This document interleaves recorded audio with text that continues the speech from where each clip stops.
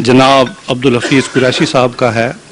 عبدالحفیظ صاحب قریشی جی، یہ chartered accountant firm کے ڈائریکٹر ہیں اور ویمبلے سے تشریف لائے ہیں. میں ان سے درخواست کروں گا کہ تشریف لائیں. جی تشریف لائیے.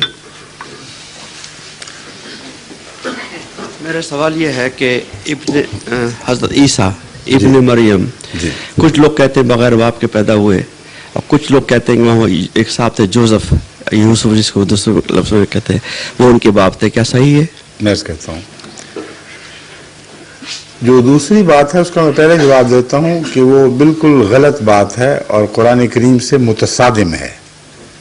قرآن تعلیم بالکل واضح ہے کہ حضرت مریم کو اس وقت جب حضرت مسیح نے آپ کے پیٹ میں جنم لیا ہے اس وقت تک کسی غیر انسان نے چھوا تک نہیں تھا، اور فرشتہ خدا کی طرف سے جو انسان کا تمثل اختیار کر کے، کیونکہ فرشتے بھی ایسی چیزیں جو ننگی آنکھ سے دکھائی دے ہی نہیں سکتے، تمثل میں کشفی صورت میں دکھائی دے سکتے ہیں. تو فرشتے نے جب حضرت مریم کو پیغام دیا کہ میں خدا کی طرف سے تمہیں ایک پاک بیٹے کی خوشخبری دیتا ہوں، تو حضرت مریم نے کہا کہ نہ میں بدکار ہوں نہ میری ماں تھی، ہم دونوں پاک ہیں اور مجھے کسی انسان نے چھوا تک نہیں. پھر کیسی خوشخبری دے رہے ہو؟ اس نے جواب دیا کذالک، یہ باتیں درست ہیں، ان کے ہوتے ہوئے پھر بھی خدا کی طرف سے خوشخبری دیتا ہوں کیونکہ وہ اس بات پر قادر ہے کہ جب چاہے وہ جس طرح چاہے کوئی تخلیق فرمائے. اس لیے دوسرے سوال کا جواب میں پہلے دیتا ہوں کہ یہ بات بالکل غلط ہے. یہ مدافعانہ پالیسی ہے. لوگوں سے ڈرتے ہیں لوگ کہ سائنسدان اور دنیا کے دوسرے لوگ جو ان باتوں کو مانتے نہیں وہ قرآن نے غلط بات لکھ دی ہے، تو اپنی طرف سے قرآن کے دفاع میں قرآن کا اعتماد ہی اٹھا دیتے ہیں، جو بالکل غلط اور ناجائز بات ہے.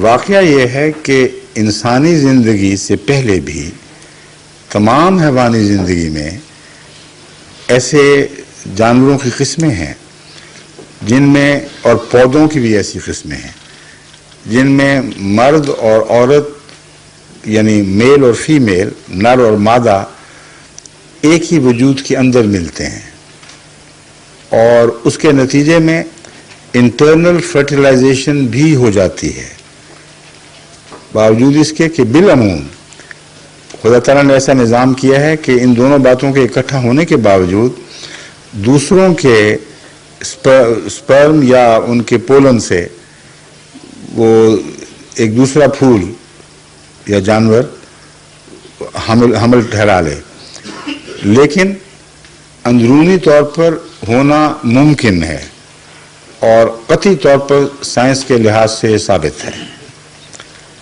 انسانی زندگی میں بھی ایسے شواہد حکماء کو، تمام سائنسدانوں کو مسلم ہیں، بلکہ عامت الناس بھی اس سے واقف ہیں کہ سیکس کی تبدیلی کی خبریں چھپتی رہتی ہیں.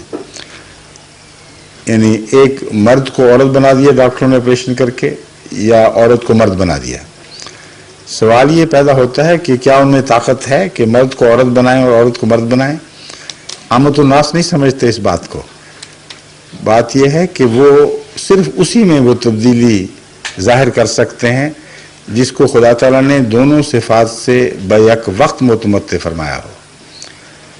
ایسا انسان جس میں مردانہ اعضاء بھی ہوں اور زنانہ اعضاء بھی ہوں، وہ جب تک ان دونوں اعضاء کے ساتھ بڑا ہوتا ہے دونوں میں سے ایک بھی پوری طرح نشو و نما نہیں پا سکتا.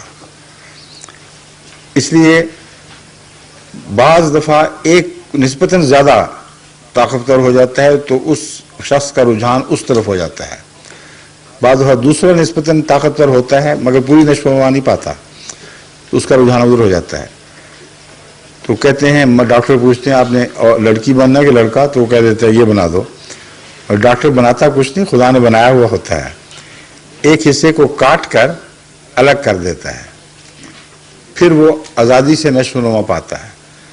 مگر سائنسدان یہ تسلیم کرتے ہیں کہ دونوں کا بلوغت تک پہنچنا اور ایکٹیویٹ ہونا ناممکن نہیں ہے. اور یہ بھی تسلیم کرتے ہیں کہ اندرونی طور پر ایسے سیلز ہو سکتے ہیں جو لڑکی نے اپنے آباء و اجداد کی نسل سے لیے ہوں اور رحم کے اندر موجود ہوں، لیکن وہ نشو و نما نہ پا رہے ہوں، اور اگر وہ ایکٹیویٹ ہو جائیں تو رحم کے اندر ہی وہ عورت کے اووم یعنی انڈے کو وہ فرٹیلائز کر سکتے ہیں.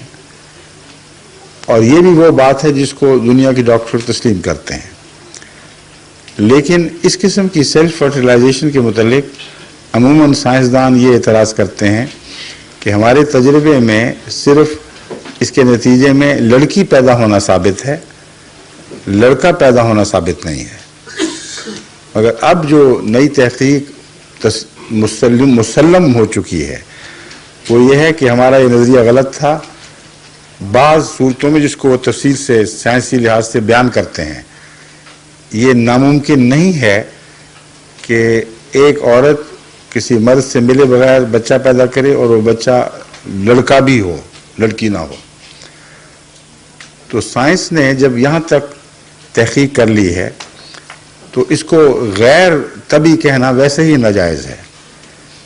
مگر اعتراض صرف یہ اٹھتا ہے کہ کیا ساری کائنات میں جب سے دنیا بنی ہے ایک ہی شخص ہے جس کے ساتھ یہ سلوک ہوا ہے؟ اس کا جواب یہ ہے کہ ایک نہیں ہے، ہوتے ہوں گے بہت سے، مگر ایسی باتوں کو خاندان اچھالتے کب ہیں اور یہی شک کرتے ہیں کہ یہ شاید ناجائز بات ہو. اور ڈاکٹری تحقیق یا سائنٹیفک ریسرچ کا پرانے زمانے میں موقع ہی کوئی نہیں تھا. یہ ترقی کرتے کرتے اب اس مقام پہ پہنچی ہے کہ گہرے مطالعہ کے بعد، ان کے جینیٹک سیلز کے مطالعہ کے بعد، ان کے D N A R N A کو دیکھتے ہوئے یہ دیکھ سکیں کہ واقعتاً یہ لڑکی کنواری تھی یا کسی غیر مرد سے ملی تھی. پہلے زمانوں میں کہاں یہ سہولتیں تھیں. اور ابھی بھی اگر کوئی واقعہ ہوگا تو کوئی بتائے گا نہیں کسی کو، کیونکہ لوگوں نے شک ہی کرنا ہے. اس لیے ایک ہی ایسا واقعہ ہے جہاں گواہی دی گئی ہے خدا کی طرف سے، بس اس کی انفرادی حیثیت گواہی کی حیثیت ہے، نہ کہ واقعہ کی انفرادی ہونے کی حیثیت.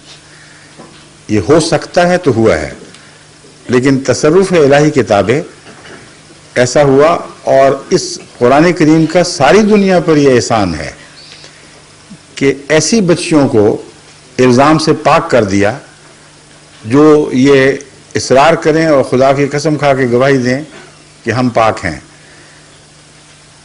جب یہ پاک کر دیا گیا تو اب کسی کا یہ حق نہیں جب تک وہ اقرار نہ کرے یا دوسرا مرد پکڑا نہ جائے جس نے اس سے کوئی ایسی حرکت کی، اس کو کوئی سزا نہیں مل سکتی. لیکن اب سائنسی ذریعے سے یہ ممکن ہو گیا ہے کہ ایسی عورت کے دعوے کی تحقیق کی جا سکے اور پھر ثابت کر دیا جائے کہ واقعتاً معصوم تھی کہ نہیں تھی. اتنے لمبے جھگڑوں کی کوئی ضرورت نہیں، کیونکہ ایسے واقعات دبا دیے جاتے ہیں. تو قرآن کریم کی روح سے خدا ہر چیز پر قادر ہے، اس میں کوئی شک نہیں. لیکن ایک قادر ذات ایسے قوانین نہیں بنایا کرتی جس کو اسے خود توڑنا پڑے. اس لیے جماعت احمدیہ کا یہ مسلک بھی غور سے سمجھنا چاہیے. ہم ہرگز یہ نہیں کہتے کہ خدا ہر چیز پر قادر نہیں ہے. ہم یہ کہتے ہیں قادر بھی ہے اور حکیم بھی ہے. انسانی قوانین اس لیے ٹوٹتے ہیں کہ انسان مستقبل میں اپنے ذہن کو پہنچا نہیں سکتے کہ شاید یہ ضرورت پڑ جائے، شاید وہ ضرورت پڑ جائے. اس لیے بار بار قانون بنتے اور ٹوٹتے ہیں. قانون قدرت کا کمال ہے اور یہ خدا کی ہستی پر سب سے بڑی گواہی ہے کہ 20 ارب یا کچھ کم سال سے یہ قوانین جاری ہیں اور ان کو توڑنے کی ضرورت نہیں پڑی. تمام قوانین مکمل طور پر ایک دوسرے کے ساتھ ہم آہنگی کے ساتھ جاری ہیں. تو خدا کو کیا ضرورت ہے ایسے قوانین بنانے کی جن کے مطلب بعد میں وہ کہے ہو یہ تو توڑنے کی ضرورت پڑے گی. اس لیے قوانین کے اندر گنجائش رکھی ہوئی ہے اللہ تعالیٰ نے. اس لیے غیر طبی باتیں وہ نہیں کیا کرتا، اس کی شان کے خلاف ہے. ہاں انسان بعض دفعہ اس کے افعال کو سمجھ نہیں سکتا اور جو چیزیں آج غیر طبی دکھائی دیتی ہیں کل کو ان کا طبی ہونا ثابت ہو جاتا ہے. ٹھیک ہے، شکریہ۔ دوسرا سوال آپ کا دوسرا بھی تھا؟ نہیں، ٹھیک، شکریہ۔